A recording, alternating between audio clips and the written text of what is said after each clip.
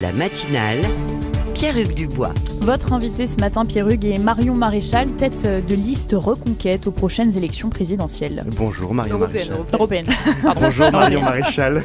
Bonjour. Et merci d'avoir accepté notre invitation. Nous vous recevons en prévision des élections européennes, au même titre que les autres têtes de liste. On a déjà reçu François-Xavier Bellamy des Républicains, Marie Toussaint, candidate écologiste. Nous recevrons bientôt Manon Aubry, tête de liste de la France Insoumise. Aux grands hommes, la patrie reconnaissante. Missak Manouchian entre ce matin au Panthéon, résistant, communiste et arménien. Pour vous, qu'est-ce que représente cette entrée au Panthéon ? Bon, il me semble tout à fait légitime qu'on puisse évidemment rendre hommage à toutes les formes de résistance qui nous ont permis de lutter contre l'envahisseur et l'occupant allemand.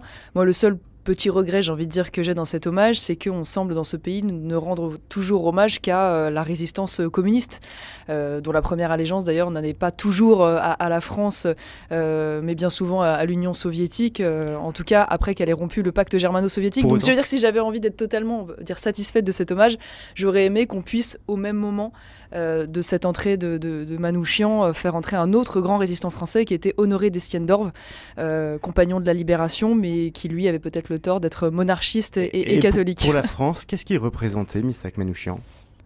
En tout cas des valeurs de courage, indéniablement, et de conviction, puisqu'il est allé jusqu'à mourir pour pouvoir les défendre. Mais une fois de plus, moi j'aurais aimé qu'on puisse rendre hommage à l'entièreté de cette résistance. Vous savez, il y a un très beau poème d'Aragon qui parle de celui qui croyait au ciel et qui n'y croyait pas. Et en l'occurrence, quand il parle de celui qui croyait au ciel, il parle d'Honoré d'Estienne-d'Orves, et celui qui n'y croyait pas de Guy Môquet. Et donc, une fois de plus, sur cette période douloureuse, j'aurais aimé qu'on puisse rendre hommage à l'ensemble de cette résistance. Tout autre sujet d'actualité aussi dans le Gard. Un imam fait l'objet d'un signalement depuis dimanche. Il lui a reproché des propos sur les drapeaux tricolores qui seraient des drapeaux sataniques. Ça fait plusieurs mois que Majoubi, puisque c'est son nom, était surveillé par les services de renseignement.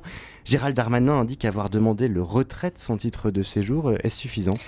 Moi, il y a quand même quelque chose qui m'interpelle beaucoup, c'est-à-dire qu'il faut qu'il y ait une polémique médiatique pour qu'il y ait une réaction donc, du gouvernement, puisque manifestement le préfet semble se satisfaire du fait que plusieurs signalements ont été opérés par les services de renseignement. Donc c'est il était suivi par les services de renseignement. Donc c'est une personne qui, en réalité, a déjà tenu des propos extrêmement graves, manifestement d'appel à la haine et des propos islamistes. Or, il faut attendre une polémique pour que le gouvernement réagisse. Donc je me demande combien aujourd'hui de dizaines d'imams, voire de centaines d'imams sont dans cette situation, c'est-à-dire posent de fait un problème, prêchent la haine, mais ne sont pas pris en considération. Moi, la conclusion que j'en tire, c'est qu'il y a aujourd'hui une demande de retrait de titre de séjour, ce qui m'apparaît quand même la moindre des choses, que cette personne étrangère ne reste pas sur le sol français, mais on est en train de découvrir qu'en réalité, il sera probablement extrêmement complexe de faire quitter cette personne le territoire français. Et au niveau européen, qu'est-ce que vous pouvez faire ? Je finis là-dessus parce que c'est important. C'est-à-dire, il y a 2 mois, on a quand même voté une loi immigration. Une loi immigration dont le ministre de l'Intérieur et d'ailleurs le Rassemblement national et les LR qui ont voté cette loi nous ont dit que c'était un avant, il y aurait un avant et un après, on passerait de l'ombre à la lumière, que ça allait tout changer en politique migratoire pour les Français. Et la conclusion qu'on en tire, c'est que 2 mois après, manifestement, cette loi ne permettra pas de pouvoir expulser un imam salafiste étranger qui explique que le drapeau français est un drapeau salafiste et qui, sur ses réseaux sociaux, prêche la haine et efface le visage des femmes. Voilà, donc à quoi sert cette loi si elle ne permet pas d'expulser précisément ce type de profil ? Au niveau européen, puisque vous êtes candidate aux élections européennes, qu'est-ce que vous pouvez faire ? Alors, au niveau européen, c'est un enjeu fondamental, la question de l'immigration, puisque c'est une compétence partagée avec l'Union européenne, d'où la nécessité de bien voter le 9 juin prochain pour changer la majorité. Il y a plusieurs choses qui relèvent aujourd'hui de la compétence de l'Union européenne. La question du droit d'asile, qui doit bien sûr être réformé, qui est aujourd'hui une filière d'immigration illégale supplémentaire, parce qu'évidemment sa lecture est beaucoup trop large. La nécessité de pouvoir financer, ce qui n'est pas encore le cas aujourd'hui, des hotspots à l'étranger, c'est-à-dire le fait que ces fameuses demandes d'asile ne soient pas étudiées sur le continent à l'issue d'arrivées clandestines, mais dans les pays d'origine ou dans les pays de départ, pour justement limiter ces afflux, et le fait de faire de Frontex une véritable agence de lutte contre l'immigration clandestine, et non pas le taxi aujourd'hui des bateaux de migrants, comme c'est malheureusement le cas dans sa pratique actuelle. En septembre dernier, lorsqu'il est venu à Marseille, le pape François a affirmé que sauver les migrants était je cite, un devoir de civilisation. D'un côté, la fraternité qui féconde de bonté la communauté humaine, de l'autre, l'indifférence qui ensanglante la Méditerranée, que chacun s'arrange comme il le peut, concluait-il. Marion Maréchal, est-ce que vous êtes du côté de l'indifférence ?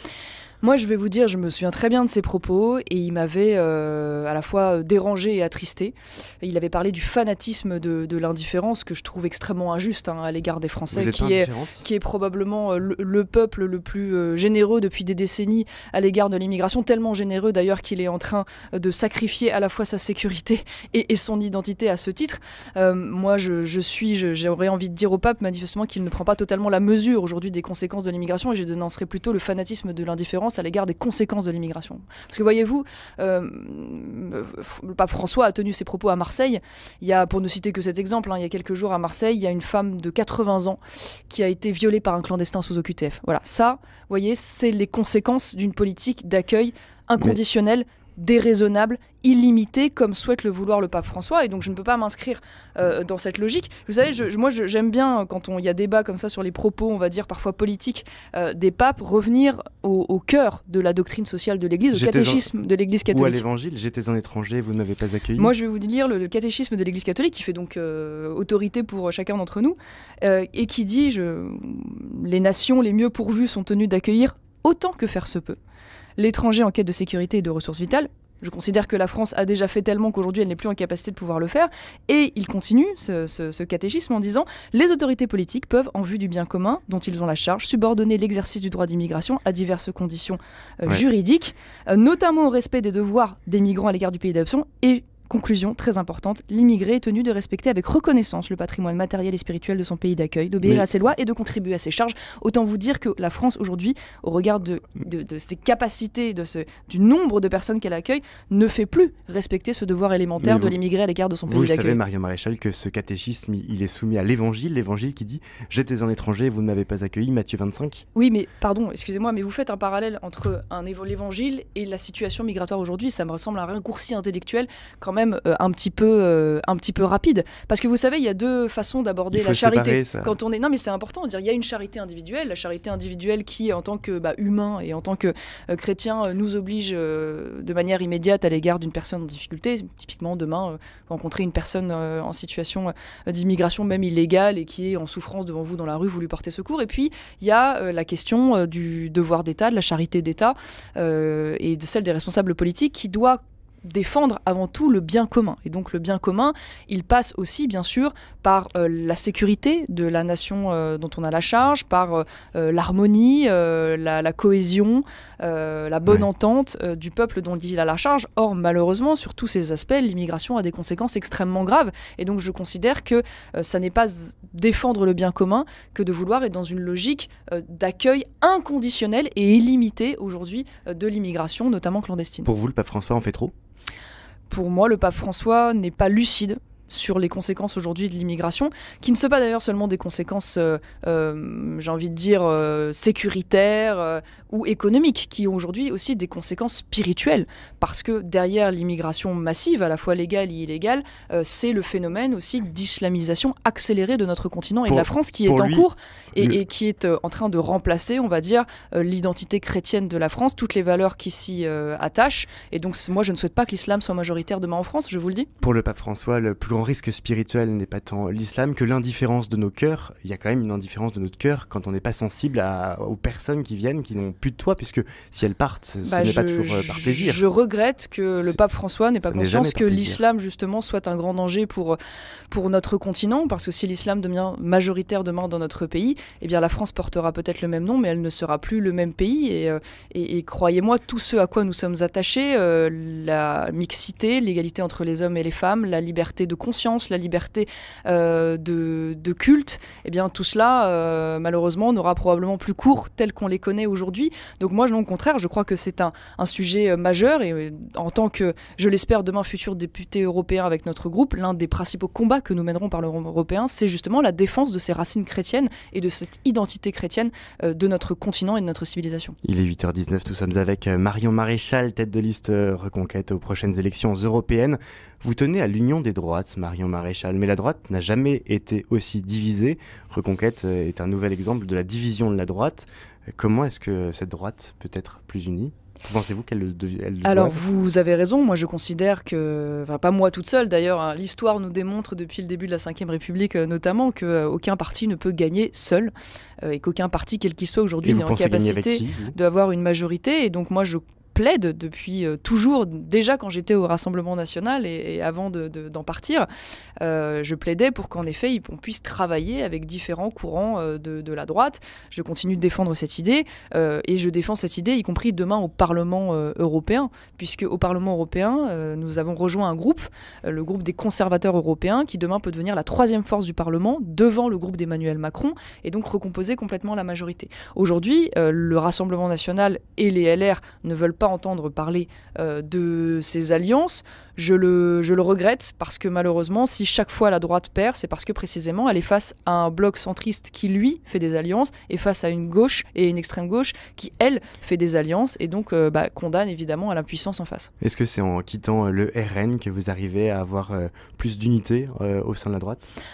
Moi, je défends des idées aujourd'hui qui sont différentes de celles du Rassemblement national. Nous sommes... le dernier sondage nous donne aujourd'hui à 8%. 8%, c'est 8 députés européens le 9 juin prochain, parce que c'est un scrutin proportionnel. Donc, il y a des millions de Français aujourd'hui qui soutiennent Reconquête et ne se retrouvent pas au LR ou au Rassemblement national. Nous n'avons pas les mêmes idées, par exemple, sur les sujets de société. Pour vous donner un exemple d'actualité, nous nous étions opposés à la constitutionnalisation de l'IVG, contrairement au Rassemblement national qui a défendu cette idée. Nous avons des idées économiques également différentes. Nous avons même sur les questions d'identité quelques différences notables. Par exemple, sur la question, nous défendons la priorité nationale, ça veut dire le fait de réserver les aides sociales non contributives aux personnes de nationalité française. Ça n'est plus le cas aujourd'hui du Rassemblement national. Donc voilà, je veux dire, ça n'est pas divisé que de vouloir défendre des idées différentes. Et puis nous avons aussi des différences avec les LR, puisque les LR, en l'occurrence, siègent aujourd'hui au sein d'un groupe qui s'appelle le PPE, qui fait partie de la majorité d'Ursula von der Leyen et qui est donc comptable de toutes les politiques aujourd'hui menées par cette femme à la tête de la Commission depuis plusieurs années. En même temps, vous avez des positions très conservatrices sur la constitutionnalisation de l'IVG, comme si c'était pour plaire à un électorat dit très catholique, très conservateur. Non, c'est pas pour plaire à un électorat, c'est mes convictions profondes. Vous avez des positions... Vous savez, c'est pas facile à défendre, ça serait plus facile pour moi de ne pas les défendre. Donc si je les défends, c'est parce que j'y crois et que ça me tient à cœur. Et en même temps, vous avez des positions orthogonales à l'évangile sur le sujet de l'immigration, par exemple ? Non, je ne crois pas que les positions que j'ai aillent à l'encontre de ce dont je vous ai parlé tout à l'heure dans le cadre du catéchisme de l'Église catholique. Une fois de plus, je pense que la France a fait beaucoup en termes d'accueil et de générosité et qu'aujourd'hui, les Français ne peuvent plus supporter les conséquences de cette immigration. Vous savez, il y a beaucoup de pays dans le monde aussi qui pourraient faire preuve d'accueil et de générosité. Je vous donne un exemple. Vous savez, les premiers aujourd'hui demandeurs d'asile sont issus d'un pays qui s'appelle l'Afghanistan, qui se trouve à près de 6000 km de chez nous. N'y a-t-il pas d'autres pays plus proches d'ailleurs, y compris en termes civilisationnels, qui pourraient être en capacité d'accueillir ces réfugiés ? Je regrette qu'une fois de plus, le pape fasse toujours porter à l'Europe et en particulier à la France le poids de cet accueil sans tenir compte aujourd'hui de tout ce qu'elle a de difficile à vivre pour les Français. Merci Marion Maréchal. Je rappelle que vous êtes la tête de liste aux élections européennes du parti Reconquête, les élections européennes qui auront lieu le 9 juin prochain.